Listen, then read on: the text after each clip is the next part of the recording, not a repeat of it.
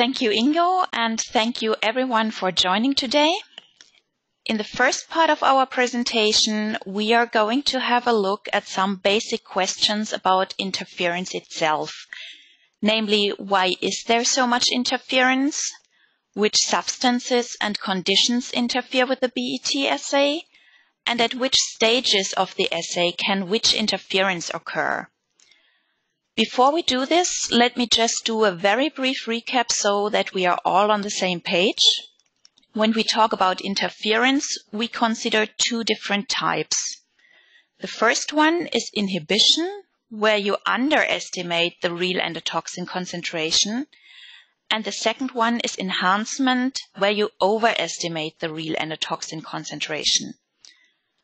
To make sure that this doesn't happen in your assays, regulatory authorities require you to test for interference.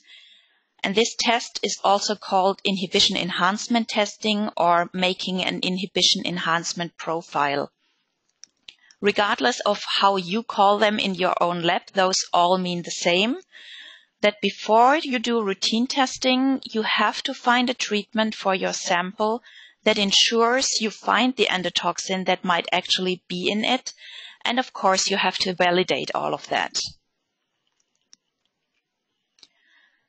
I'm pretty sure that all of you have seen interference in a sample at some point, regardless of which endotoxin detection method you use.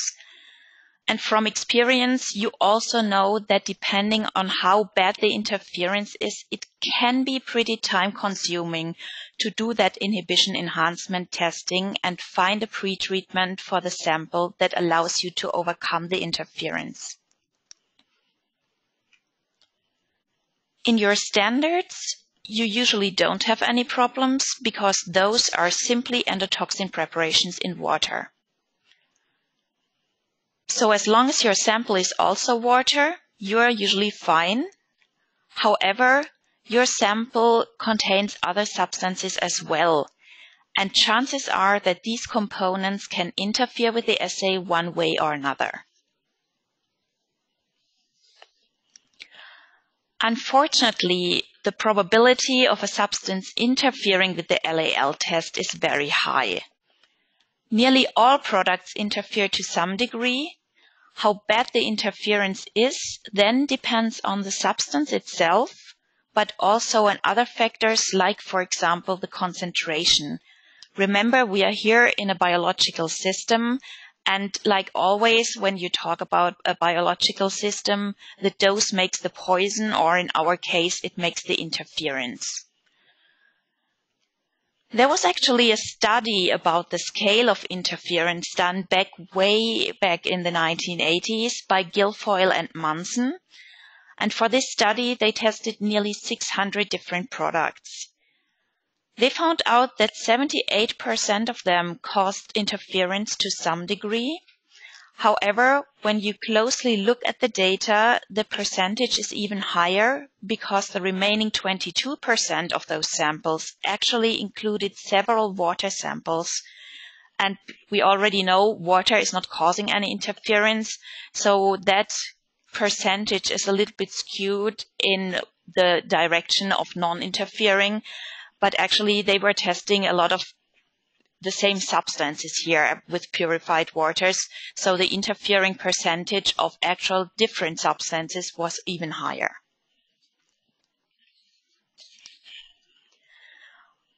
All the substances that interfere in the study and that you can find to cause interference in your own assays can come from various sources.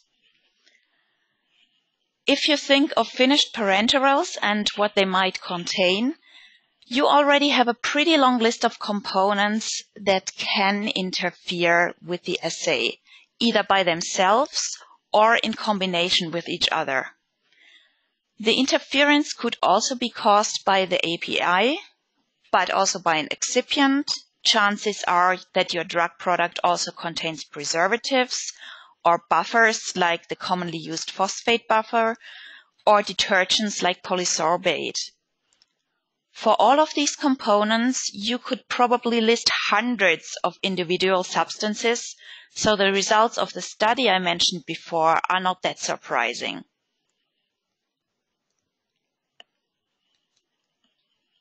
In addition to individual substances, more general factors could also cause interference with the LAL assay. For example, one of those factors could be the all-over ion concentration or the pH value. The sample might also contain substances that can cause false positive reactions, like unspecific proteases or LAL reactive material.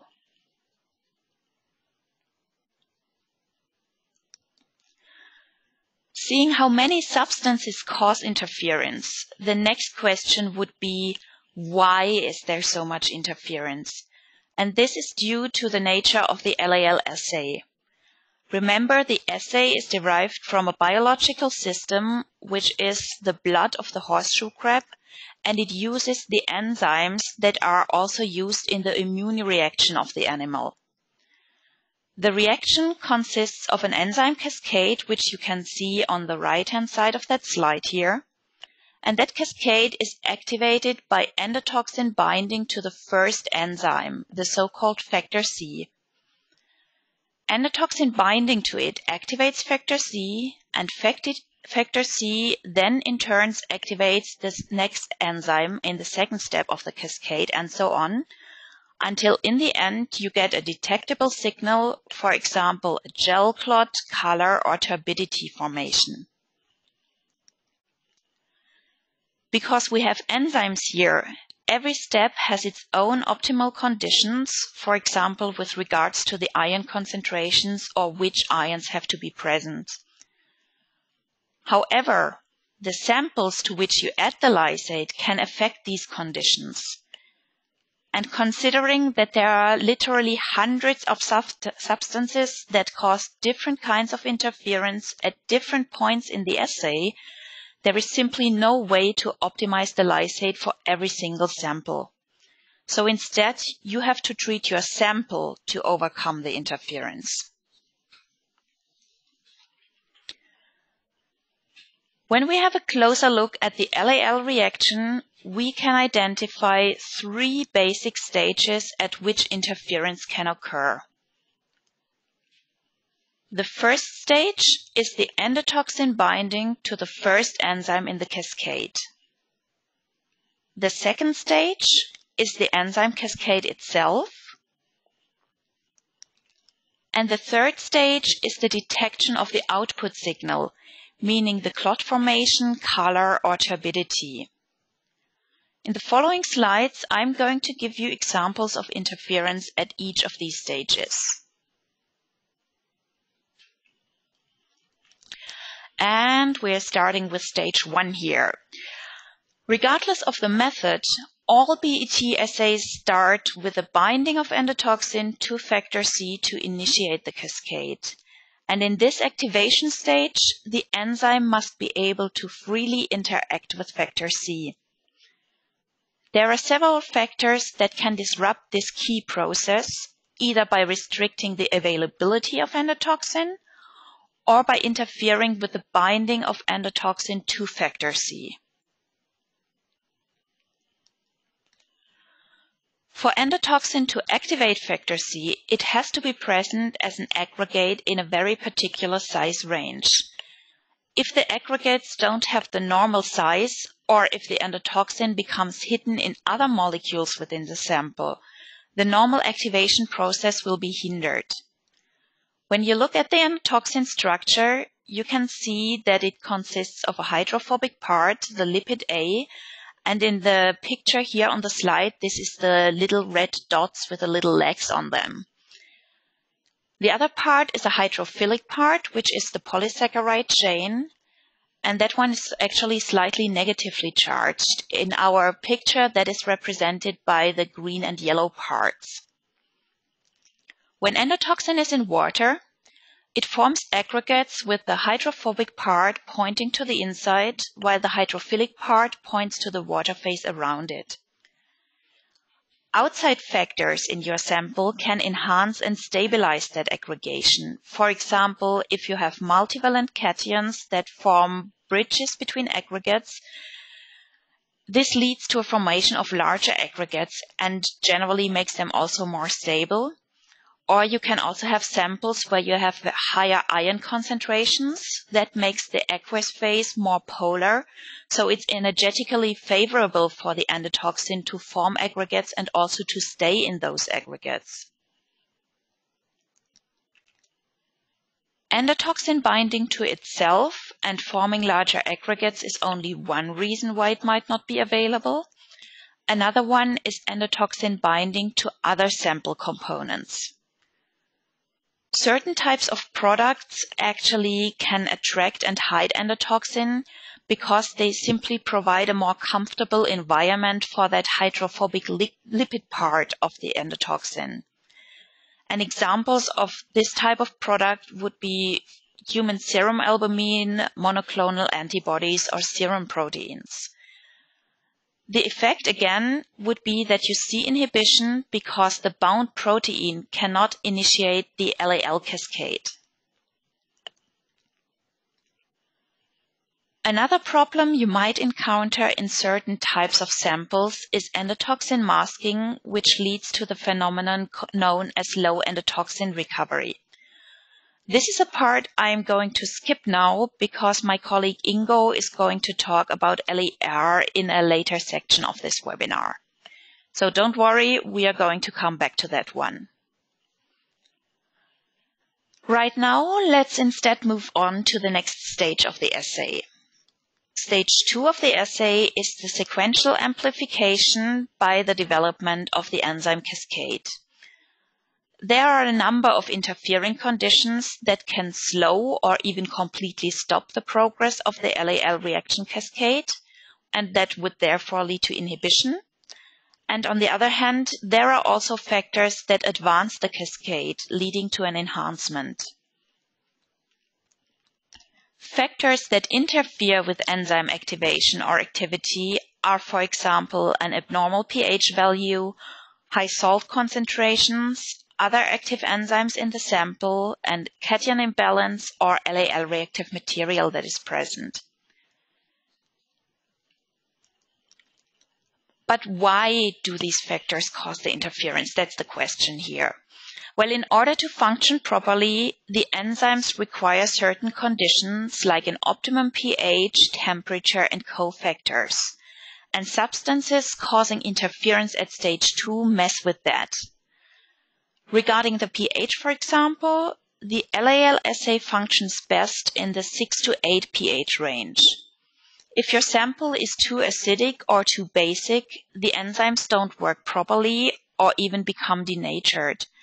And that denaturation is not just a problem of the pH, because it can also be caused by other conditions. For example, if you have organic solvents, alcohols, or detergents in your sample, they can also denature enzymes and would therefore cause a stage 2 interference here.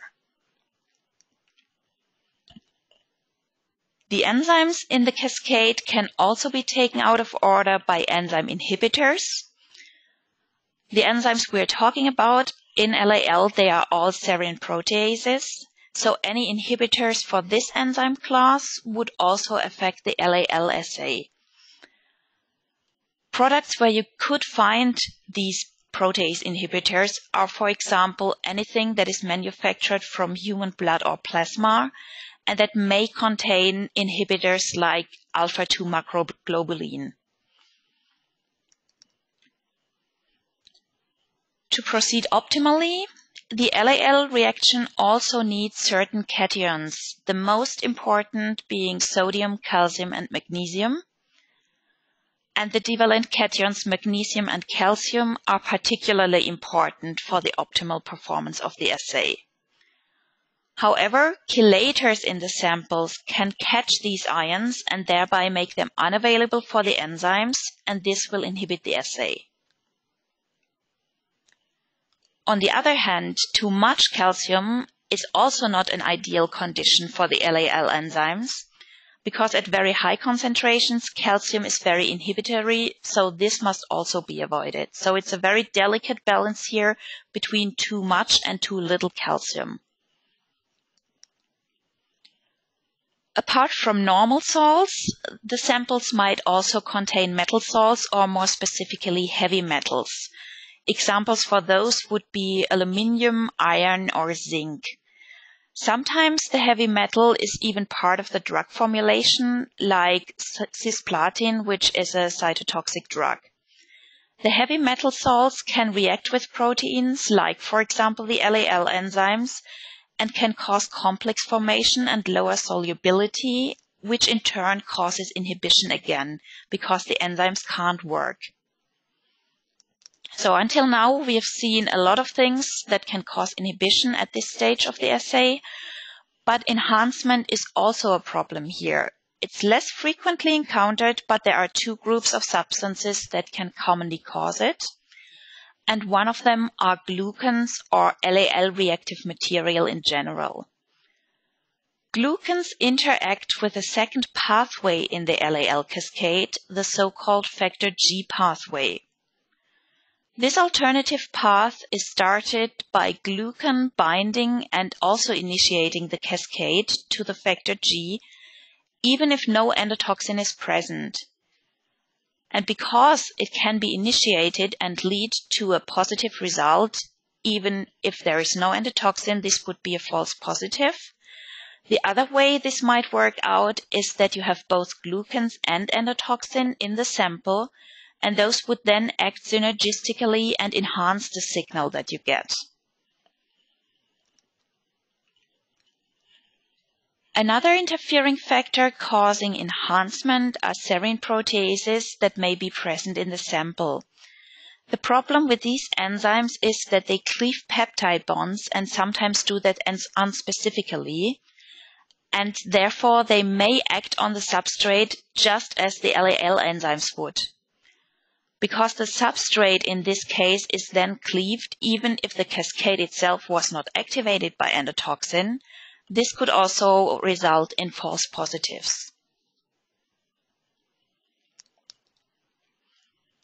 The final stage of the BET assay is the detection, and this relies on the generation of a clear detectable signal. Or, if the signal is attenuated, the end result will become incorrect. Unlike the first two stages, the interference varies depending on what kind of signal is generated, and more often you see physical effects here rather than biochemical ones.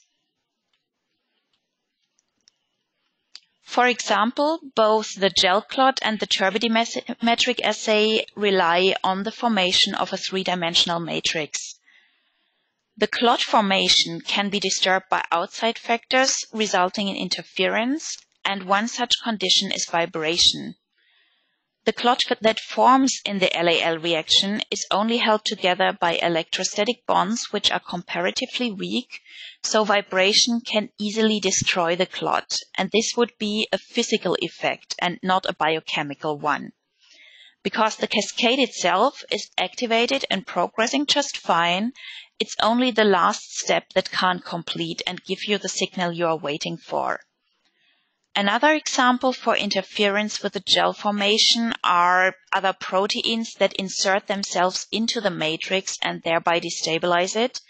Again, you might not get the signal you need, even though the enzymes before in the cascade are working just fine. Another type of interference at stage 3 is a high background signal, and for chromogenic assays that rely on the formation of a yellow color, this background signal would be a color at the same wavelength. So if your test solution in the well is a bright yellow, any additional color coming from the assay might not be detectable. You can have similar problems for the turbidimetric assay. If your test solution is already very milky, that gives a very high background, and any additional turbidity caused by the LAL reaction might not be detectable here. Same goes for assays using fluorescence as a method of detection. If the sample contains components that are autofluorescent, this can cause interference with the signal detection from the endotoxin test as well. We've now seen that there are many things that can interfere with the LAL test, but what can we do about this? Luckily, in most cases, you can simply dilute the sample to overcome the interference. What we are doing with dilution is to make the product behave more like our standard, which is endotoxin in water. So by diluting an LAL reagent water, we try to make our sample as water-like as possible. The only thing you have to take care here is that you don't exceed the maximum valid dilution, or MVD. And this limit is in place because as you dilute the interfering factor, you also dilute any endotoxin that might be in the sample. Fortunately, today's methods are very sensitive and allow you a very high degree of dilution within the MVD. So what you do as a first step to overcome interference when you do your inhibition enhancement assay is to make a dilution series up to the MVD and see if this gets your PPC recovery within the acceptable range and ideally close to 100%. One example for such a dilution series can be seen as a table on the right side of this slide. Remember, the regulatory requirement for the quantitative assays is a PPC recovery of 50 to 200%, and you can see that this is not met by the undiluted sample in our example here. The recovery is only 12%, meaning the assay is underestimating the true endotoxin content, and you have an inhibition. However, as soon as the sample is diluted, you can see the PPC recovering improving rapidly, and with just a 1 to 10 dilution, it's already within the acceptable range. Just one more dilution step gets you even close to 100%, and that's what you are looking for here. Should you find within this testing of the different dilutions that dilution alone is not enough to overcome the interference, there are other methods available, which we'll see on the next slide, to overcome the interference. One interference that is very easily overcome is the pH. Remember, we are working with enzymes originally coming from a physiological environment, so they won't work if the pH is outside the optimal range of 6 to 8. Your sample might change this pH, and that can cause problem. The lysate is partially making your life easier already because it has a certain buffer capacity. And that's actually the reason why Pharmacopoeia tells you to check the pH not just in the sample itself, but in the mixture of the test solution with the lysate. A very good example why you should do that is water. You all know when you leave a water sample standing around, the pH will drop with time because the carbon dioxide from the air is dissolving in it. However, it's only very slightly acidic and not even buffered, so the buffer capacity in the lysate would be more than enough to bring a sample like this in the correct pH range again. Testing the pH in the sample and lysate mixture should therefore always be a part of your product validation. And if you find during your pre-testing that the buffer capacity of the lysate is not enough, Pharmacopoeia allows you to adjust the pH in your sample with other things. For buffered solutions, you might use HCl or sodium hydroxide, but the better method, especially for unbuffered solutions, is usually to use a buffer that's adjusting the pH to around 7, for example, a tris buffer. pH adjustment was an easy interference to overcome, and now we are getting into more complex territory. And I mean this literally because we are now looking at samples in which endotoxin forms complexes either by binding to other sample components or by aggregating. To solve that aggregation and binding, we need to try to release the endotoxin from the binding sites of the test material or dissociate the larger aggregates so that the assay can proceed normally. The most common way to do this is to add a dispersing solution or a surfactant. This has the same effect like when you wash your dishes at home. Getting them clean with just water doesn't work so well because all the oily stuff is sticking to them and doesn't want to go into the water phase. But when you add a detergent, it's much better. In our samples, the surfactant acts similarly and helps the endotoxin go better into solution in water. With the surfactant, the aqueous phase is a more attractive environment, for example, for the endotoxin now, and it would have a worse environment by binding to other substances in the sample or forming large aggregates.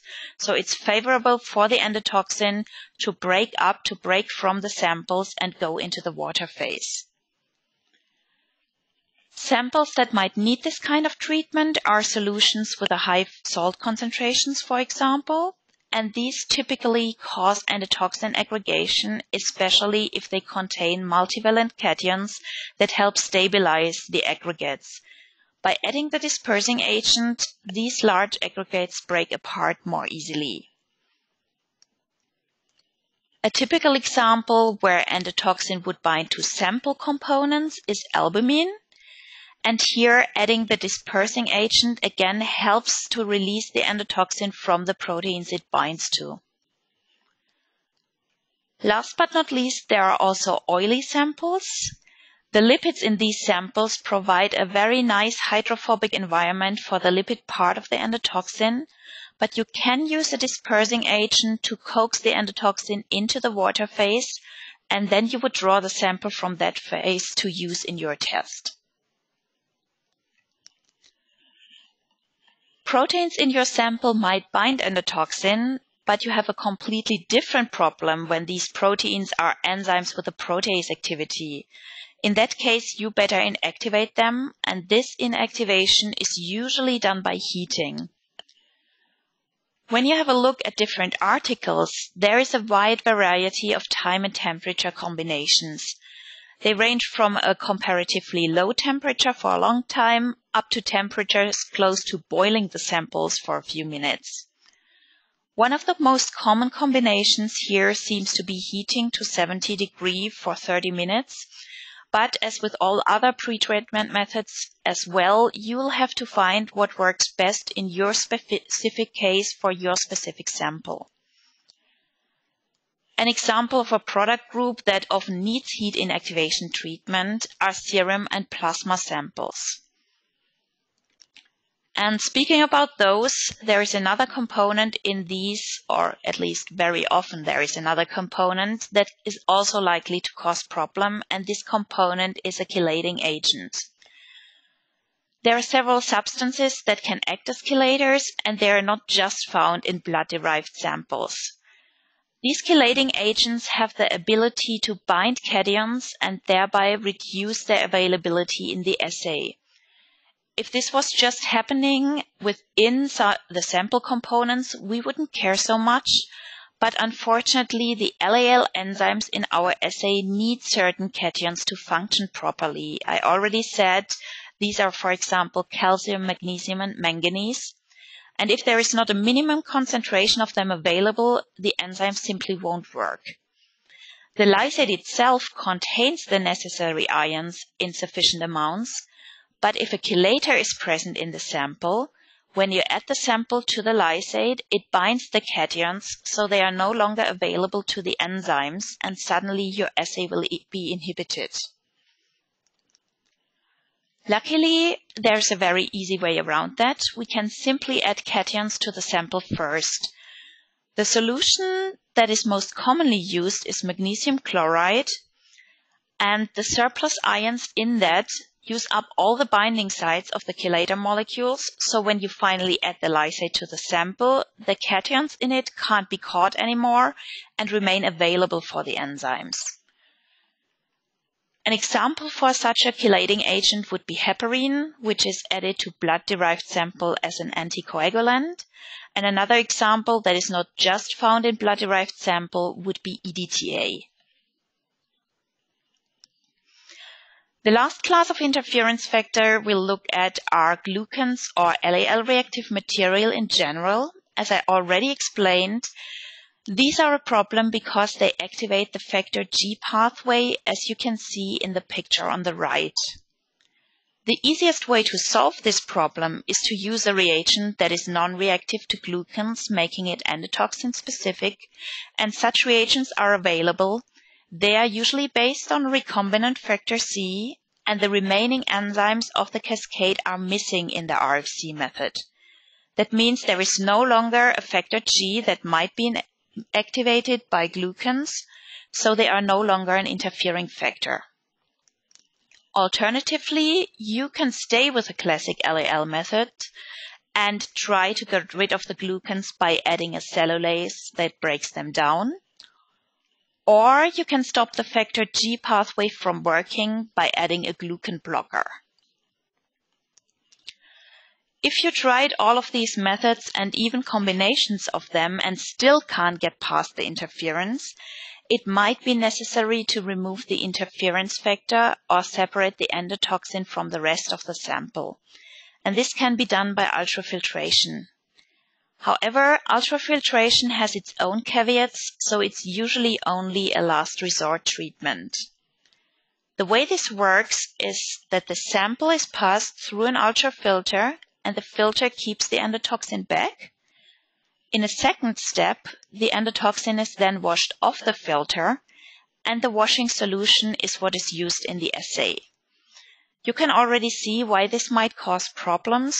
First of all, your interfering factor can't be in the same size range as the endotoxin, otherwise you can't separate the two by filtration. And then you also need to make sure that you have a suitable filter, not just for the pore size, but also regarding the material. Otherwise, your endotoxin might adhere to the filter so strongly that you can't recover it in the second step, or you could get an interference from the filter itself that is washed off the filter. If any of that is a problem, it might be worth looking into separating the endotoxin from the rest of the sample by using a reversible endotoxin binder, for example, in the form of a column. Now that we have seen the different kinds of interference that you might regularly encounter in the lab and learned what to do to overcome them, I'd like to go back to the one topic we skipped earlier, the low endotoxin recovery. And for that part, I'll give the microphone to Ingo. We are just having to switch microphones right now because we seem to have audio issues with his. So apologies for a little bit of noise right now. We are switching over the mic. So thank you, Saskia, and welcome all again. And really big apologies for the audio quality in the beginning. I hope it's much better now. So coming to LER, which is a special type of interference, and it means low endotoxin recovery. It cannot be classified in the same terms as normal interference, even though it most likely results from a failure at stage 1 of the endotoxin assay, which was explained earlier by my colleague, and this is, as you know now, an interaction at the endotoxin level itself. LER is the failure to recover a known amount of endotoxin over time, and this leads to a concern that endotoxin might be concealed in certain types of product formulations, and this might be either during hold times or after the final filling. This is schematically shown in the graph to the right. On the x-axis, you see the time in days, or it could also be like hours or minutes, depending on what you're looking at. And on the y-axis, it's the percent recovery of the endotoxin spike. So what you will usually see is a decline of the endotoxin amount over time. This can be more or less fast. So as I said, it could be hours, it could be minutes, but sometimes it could also be like days. This all depends on the type of formulation. The important thing is that it will go persistently below the 50% recovery limit. Low endotoxin recovery is still a controversial topic. It's now been circulating throughout the endotoxin detection community for more than 3 years. it was brought to the attention of the regulators by Dr. Joseph Chen from Genentech in 2013, who experienced difficulty recovering a known amount of spiked endotoxin from drug products, which in this case, of course, were stored prior to final release testing. The LER effect is theoretically described as a masking effect, which is manifested in the biophysical formation of a complex that blocks the ability of factor C, which is, as you have learned, the main component of the LAL detection, the first step in the LAL cascade. So it blocks the ability to bind endotoxin. Also in mammalian-based test systems, an effect by LER might be seen, and this effect appears to be highly variable. The recovery of spiked endotoxin varies between methods. So, for example, effects of LER in the monocyte activation test or the rabbit pyrogen test and, of course, in the LAL test are inconsistent. The FDA considers this phenomenon of LER a safety issue, but already before this phenomenon was publicly addressed, the product quality reviewers of the FDA began to request spiking studies to determine validity of bacterial endotoxin in finished product release test methods. And this is now, as you all know, part of the Q&A guideline, which was published in 2013. So who, or rather what, is responsible for this LER effect? There are two common drug excipients, polysorbate, combined with a chelator, such as citrate or phosphate buffer, which have been identified as the probable cause of the masking effect, which is, as I've told before, more commonly referred to as LER. Current thinking explains the mechanism behind this with a destabilization of the endotoxin aggregates by a combined action of chelator and detergent, and this is thought to lead to a disruption of the macrocomplexes and finally to the release of single endotoxin molecules in the solution. Those single molecules are supposed to be covered with detergent molecules, and therefore they cannot be detected anymore by factor C. And as they are covered by other molecules, the term masking was introduced.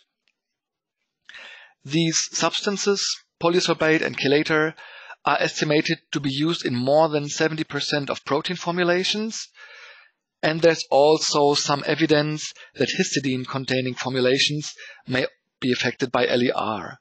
This is not that surprising, as histidine is known to bind endotoxin. However, and important for you to note, the LER effect is only being observed in combination formulations of the aforementioned excipients and not in individual excipients.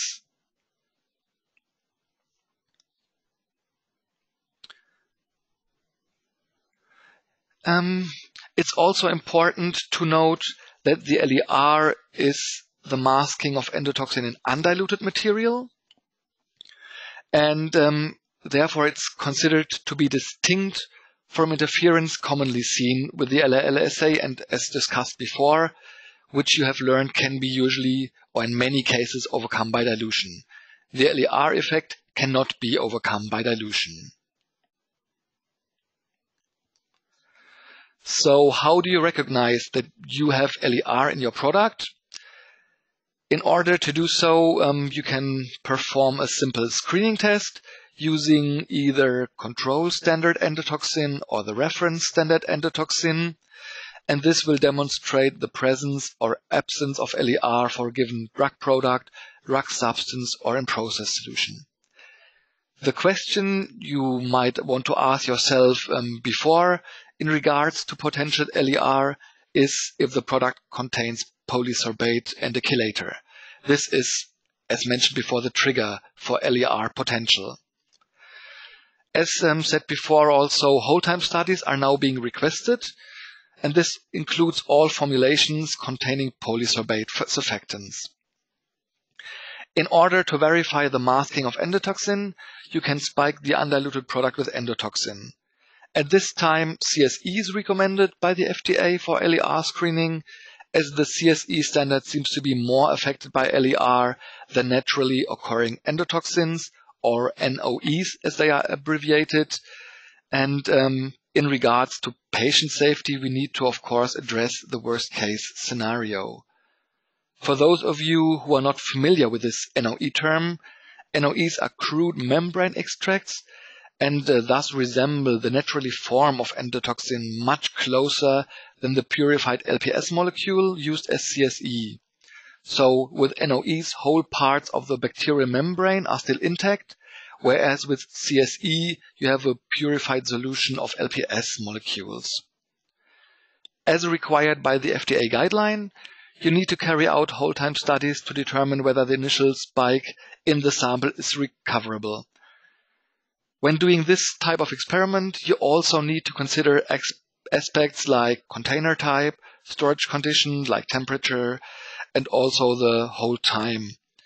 And you have always to consider whether the observed, masking or interference is really LER or whether it's one of the earlier described types of interference.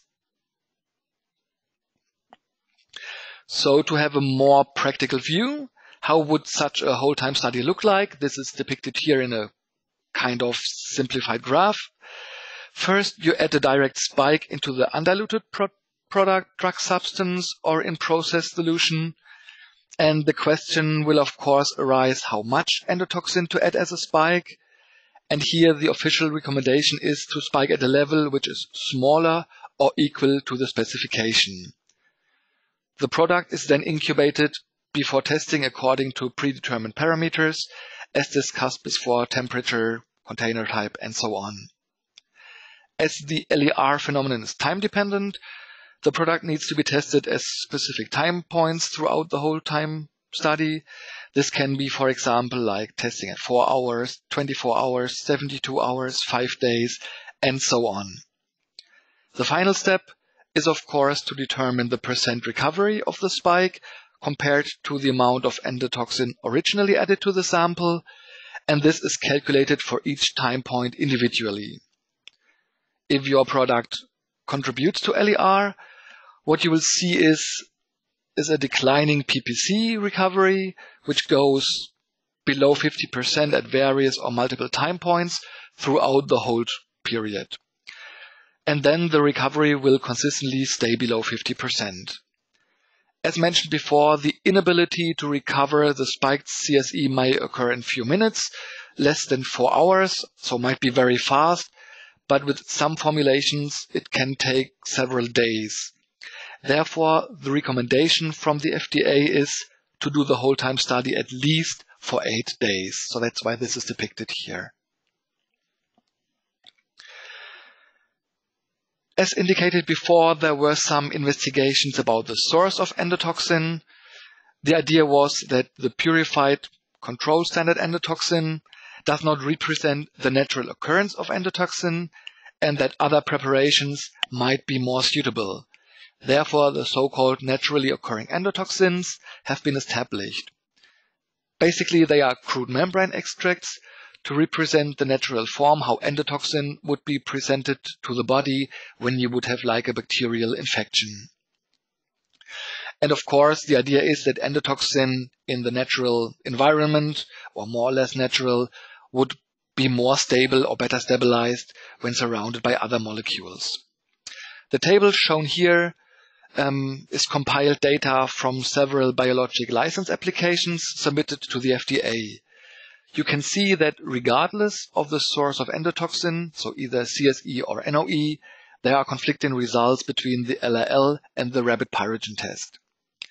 Everything is in agreement where LAR is observed with either CSE or NOE, and a pyrogenic reaction is not detected in rabbits which are spiked with the same material, or vice versa. This is basically as expected, and results are consistent. Problematic test data is the one in the middle, highlighted in red. Data was showing LER in the LAL test, so there was a masked molecule, but there was a pyrogenic reaction in the rapid pyrogen test.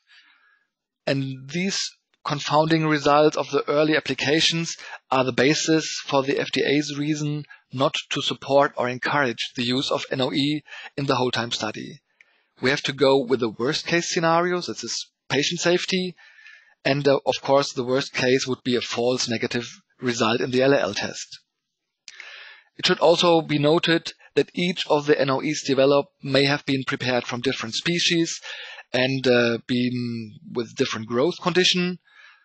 And without a standardized process for developing an NOE, no real conclusions can be drawn by regulators or by us as to whether NOEs actually provide a useful alternative to the purified LPS standards. So again, the purified endotoxin standards, either CSE or RSE, are considered the worst case scenario and a clear indicator of a possible LER effect.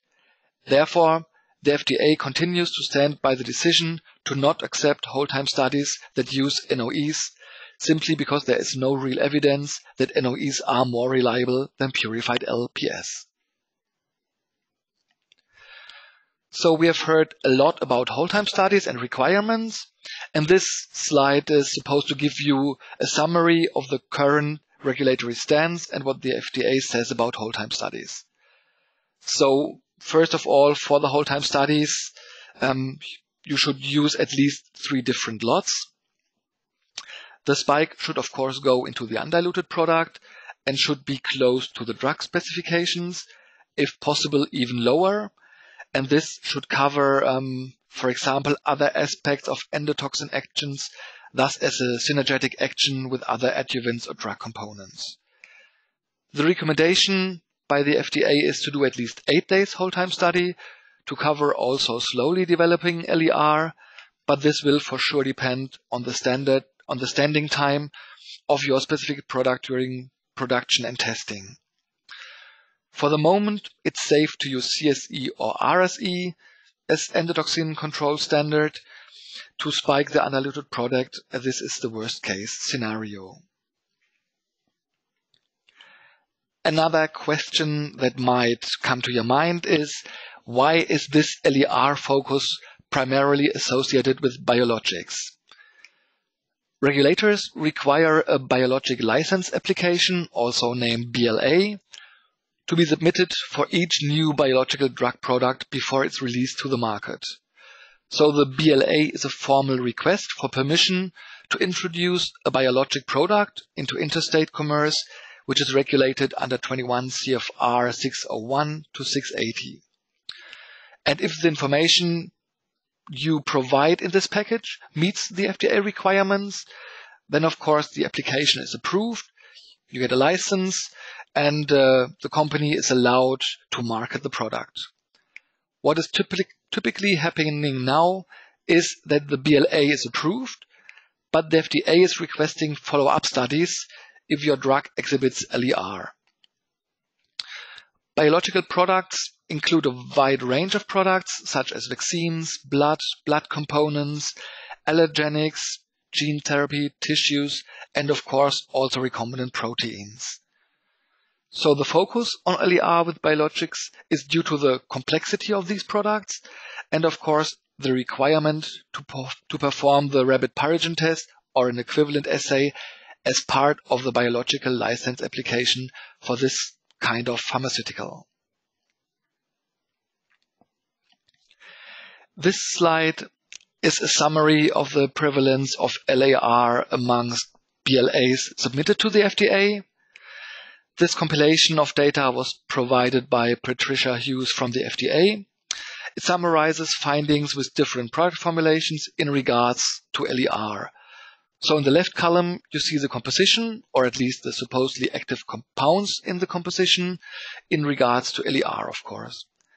As expected and depicted in the first row, 6 out of 6 products containing citrate and polysorbate showed the LER effect. Other formulations seem not to be that critical. There was in some cases LER, in other cases not. Also, more or less as expected, the formulations which only contained polysorbate as a potential LER agent and no chelator did not show LER. And here, the regular LAL assay can be used for release testing. So in this table, it's the formulation acetate with polysorbate. For those products showing LER, methods to overcome this observation were investigated. In some cases, as you can see in the right column, the rabbit pyrogen test will be now used. In few cases, the gel clot assay seems to work to overcome LER. So it is clearly a case-by-case situation if LER is present, and it's important to generate stability data with the whole time study described earlier. Also, the methods to overcome LER need to be determined case by case, and from rabbit pyrogen test to extensive sample treatment, each lab needs to find their own method to overcome LER to test the products. Finally, I want to summarize the conclusions about LER that we can draw at this point. This might change in the future, but for now, this is what we can conclude. The evidence so far does not point to a public health issue, but we are not in a position to completely rule it out. Currently, there is no single path forward or remedy to the LER phenomenon. However, the industry continues to investigate the best possible testing mechanism to overcome LER. Naturally occurring endotoxin seems not to be the sole solution to the LER problem, but provides a stopgap until more information is provided.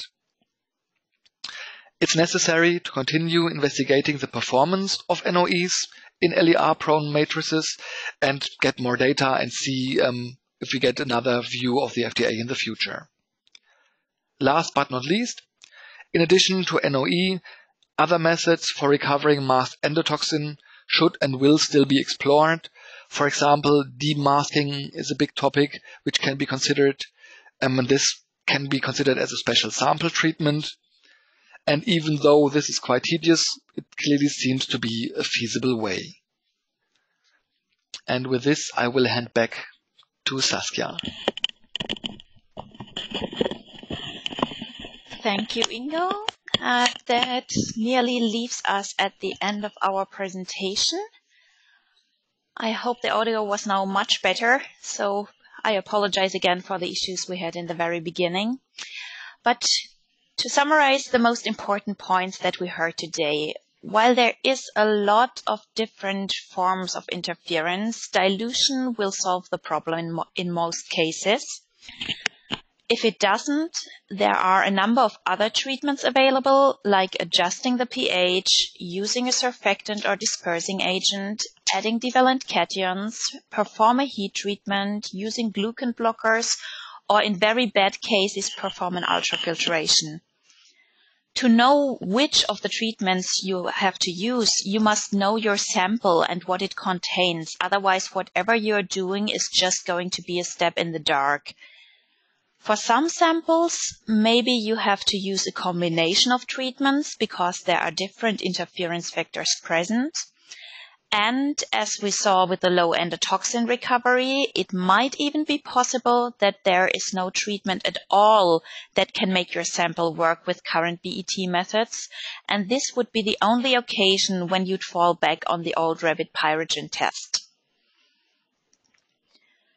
With that, we are at the end of today's presentation. If you want more information about overcoming interference, I'd like to point you to our new e-learning module dealing with exactly that topic. But for now, we are going to have a look at the questions that might have come in. And because we had to switch over between the moderators with just one computer, I need a very quick moment to check through the questions that you have sent in. So please apologize for the very, very quick interruption here. Okay, so I see that one question is one that we actually get quite a lot. And that person is asking about the best treatment for mouse serum samples. Okay, that is very specific. So if mouse is now a very special sample and has other properties like other serum samples, I cannot immediately answer, but what you have to do in general for serum samples is what I also already mentioned at several points in our presentation. So first of all, you will probably have to do a heat treatment. I would suggest to do that not with the undiluted pure sample, but to do a little bit of dilution first, then do a heat treatment.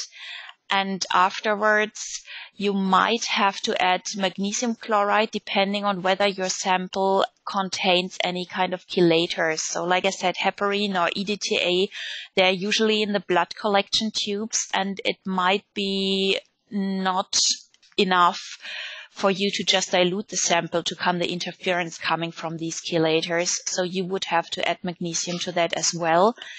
And if you have a very bad case of serum and plasma samples, it might also be that you have to add a detergent at some point. So for that one, I could recommend adding a little bit of pyrospores. And with a combination of these treatments, you should be all right to test your samples. So if you want to have that in a very compact form, we actually have a technical tip that is also available in our QC Insider. So if you just signing up for the QC Insider is for free, and you go under the supporting material that we provide there. There's a technical tip dealing with endotoxin testing in serum and plasma samples, and you can find all the information readily available there. Okay. Then we have a question if it's necessary to perform the label sensitivity verification of LAL on a daily basis. That's a more general question.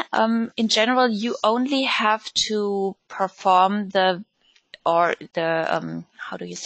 confirmation of label claim once when you get the new reagents, or when anything in the assay changes that might change the outcome.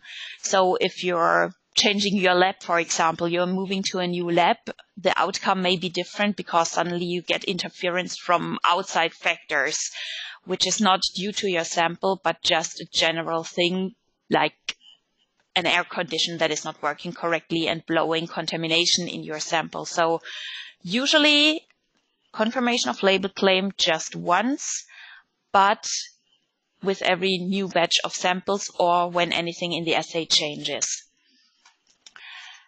Then we have a question about the pH profiling. If pH profiling is performed during method validation, is it required to check the pH of sample and lysate during sample testing? That is actually something that most people still do, because you have to make sure that the pH in your assay was also in the valid range. There are several approaches to that. Some people say they have enough control over the manufacturing process to make sure that the pH of the sample will always be the same, so there is no reason why it should be different. Other people are testing the samples every time, and you could use, for example, a micro electrode of the pH meter for that. So it's actually up to you.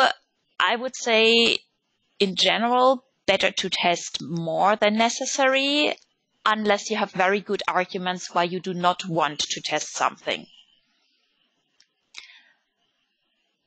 Another question here, which is again more a general question about performing the assay. Do we need to perform a standard curve with each run for the chromogenic kinetic assay? Can we rely on lot-based standard curve saved? So there's no regulatory basis anymore for using a previously constructed standard curve, and Pharmacopoeia very clearly says which samples you have to run and which controls you have to run in each assay. So in that case, I would say that you better have a look at what Pharmacopoeia tells you, and that should give you the indication to the answer of that question here. The next one is about sample storage, -20 or -70 degrees Celsius. How do we know any guideline? So sample storage in general is a very broad topic. It's not just the temperature, but also other things like a sample container and so on that plays a role here. In general, there is no real guideline. The guideline that does exist, however, and that is very important, is question 3 of the FDA Q&A document, that says that you do have to make sure that your sample storage does not affect the amount of endotoxin that you are finding. So if you think that your sample, for whatever reason, at minus 20 degrees would be better off than at minus 70, then sure, choose that storage temperature, but validate how you store the sample. So not just the temperature, but also the container that you're using, and also the sample over time, because you don't have just the temperature as an influence on that storage conditions, but also the time. It could be that you could store it for 1 week, but after a year you can't use it anymore, the sample here. So another question, if you have an insoluble sample, can you use the supernatant for the BET test?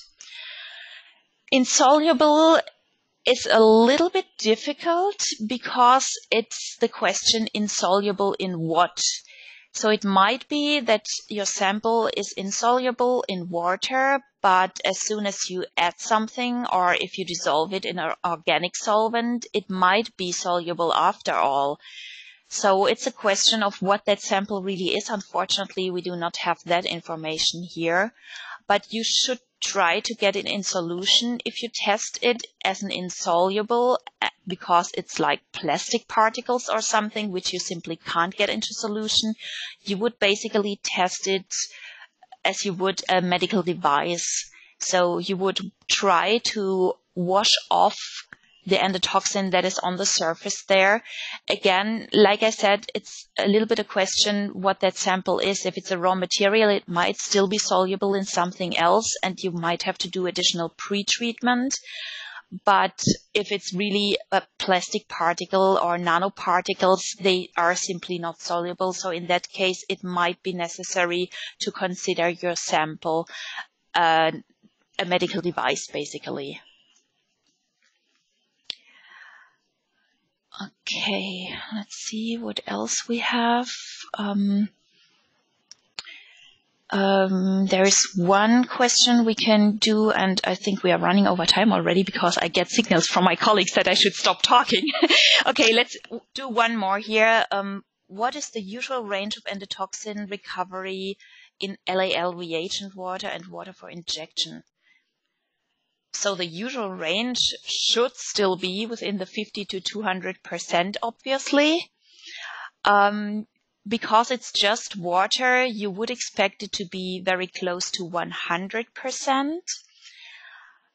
However, it could be that depending on where you get the sample from, so for example, your WFI, your water for injection, might be a little bit contaminated with something, be it any metal ions that come from your tubing, because your tubing might be a little bit older, or it could be anything that also contaminates the sample during storage because you use sample containers that are not really appropriate, or that you have other interference factors coming in from the outside. Your PPC recovery might actually not be at the ideal 100%, but a little bit further off that. Okay, one very last question now. And I'm really sorry, I see we have more questions, but like I said, we are running over time, and now it's really the last one. That question is asking, we use certified pH buffers, so in that case not buffers because NaOH and HCl for pH adjustment. Do we need to validate again these buffers that they are pyrogen free? That depends on how your buffers are certified. If it's just saying endotoxin free, you do not know if they are endotoxin free enough for your purposes.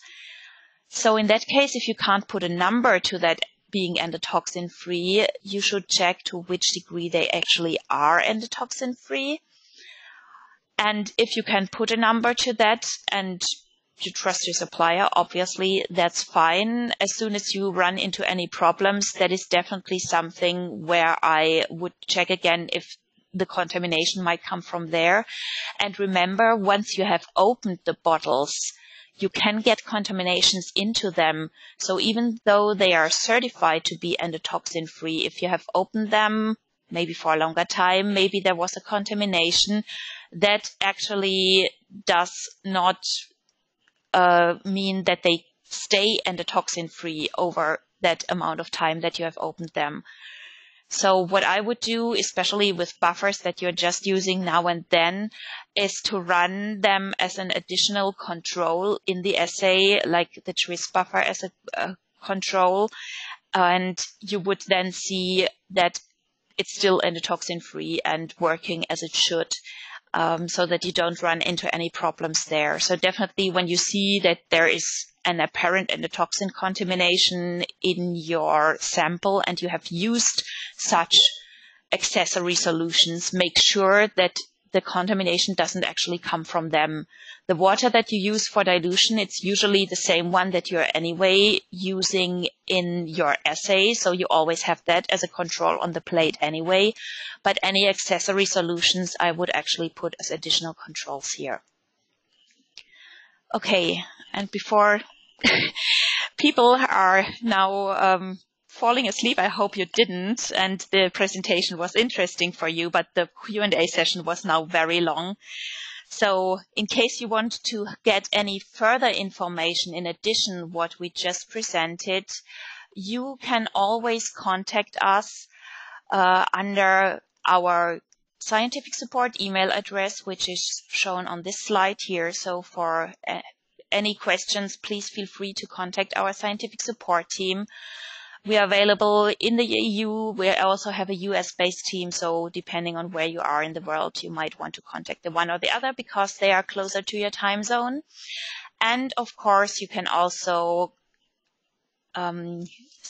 subscribe to our QC Insider. As I said, you will have 24/7 access to anything covering endotoxin testing.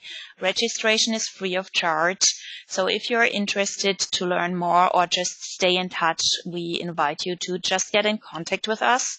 You can also pre-register already for our third Global Endotoxin Testing Summit, where we will discuss hot topics like the LER topic that we also discussed today. And with that, we have reached the end of the webinar finally. In case you want to have the PDF, because I saw that this is also a question that came in several times for the Q&A session here. I want to remind you that you will receive a PDF copy of the webinar later this week. So there's also no need to write anymore to us and asking for the copy. You will definitely get it. If you're subscribed to the webinar, you always get a copy. And as a very last point, please fill out our little survey that we will display when we have finished the webinar in a few seconds. Again, as a reminder, 5 is the highest and 1 is the lowest rating, and we would appreciate that very much because we want to take your feedback and see if the webinar was according to your interests, if it's relevant to you, if we should make longer Q&A sessions, for example. So please feel free to also write in any comments that you might have regarding the content of the webinar. With that, also in the name of my colleague Ingo, I thank you again for your attention and for joining us today, and I wish you all a nice day. Bye-bye.